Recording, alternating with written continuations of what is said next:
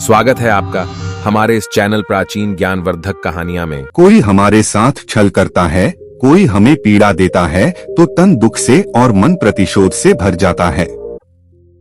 फिर हम प्रतिकार जाते हैं, अपने मन की अग्नि को शांत करने के लिए प्रतिशोध चाहते, और यही हम सबसे बड़ी भूल कर बैठते हैं।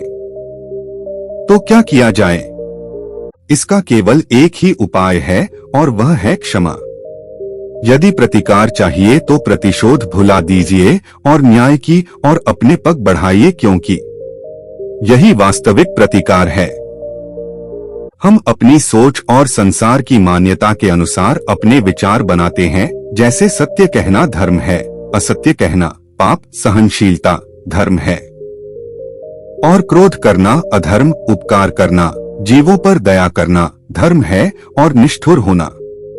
परंतु क्या यही सत्य क्या कभी कभी परिस्थितियां इन आवेशों को उल्टा नहीं कर देती? करती है। यदि इस संसार में कुछ धर्म है, कुछ पुण्य है, कुछ महान है, तो परिस्थिति के अनुसार चलना जटायु स्मरण है। आप सबको वह जिन्होंने रावण पर क्रोध किया था, उस पर आक्रमण किया था, उस समय जटायु का क्रोध पाप नहीं था, धर्म था। इसीलिए अंत में उन्हें भगवान राम की गोद मिली। और कुछ ऐसे भी होते हैं जो धर्म को सहनशीलता समझकर हर अन्याय को सहते और अंत में वो बाणों की शया पाते। यदि कोई पशु या व्यक्ति अकारण आक्रमण करके किसी निर्दोष के प्राण लेने की चेष्टा करे तो उसके रक्षा हेतु उसका वध कर देना पाप नहीं, समय की मांग है, क्योंकि आक्रमण भी आत्मरक्षण ही है। यदि किसी दुष्ट की सहायता करने से सामान्य मनुष्य को कष्ट पहुंचे, पीड़ा पहुंची, तो उसे सहायता न देना ही धर्म है। अकारण क्रोध अस्वीकार्य है, परंतु यदि क्रोध से कुछ शुभ हो तो क्रोध और दंड भी धर्म ही है। स्वीकरण, सत्य का स्वीकारण मनुष्य के लिए बहुत ही महत्वपूर्ण है। जब तक मनुष्य सत्य को स्वीकार नहीं करता, उसे असत्य से लड़ने की शक्ति प्राप्त नहीं होती। जब आप भोजन करते हैं तो क्या होता? आपका पेट स्वीकारता है कि वो भर चुका, और आप भोजन करना बंद कर देते हैं। जब आपको निद्रा आती है तो क्या होता है? आपका मन स्वीकारता है कि आपका शरीर थक चुका है और उसे विश्राम की आवश्यकता है। उसी प्रकार जब आपको किसी व्यसन को रोकना हो तो आपको स्वीकारना पड़ता है कि बहुत हो चुका है। चाहे वह लालच हो या मदिरापान, उस व्यसन का त्यागना तभी प्रारंभ होता है जब आप यह स्वीकार कर लेते हैं कि आप उस व्यसन के बंधक हैं। इन पक्षियों को देख रहे हैं, इनका उड़ना वायु में इतना संतुलन मुक्त कर देता है, ना इन्हें उड़ते देख आपके मन में भी इच्छा होती होगी कि इन्हीं की भांति आप भी स्वतंत्रता से उड़। ईर्ष्या होती है ना जब आप इन्हें खुले आकाश में ऐसे विचरण करते देखते।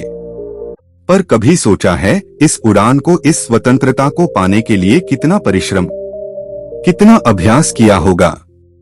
इन्होंने आकाश में उड़ने से पूर्व धरती पर कितना गहन परिश्रम किया होगा? इनके माता पिता ने पहली बार जब इन्हें पंख फड़फड़ाने को उकसाया होगा तो कितनी बार गिरे होंगे? पहली बार वायु में उठते समय कितना भय लगा होगा?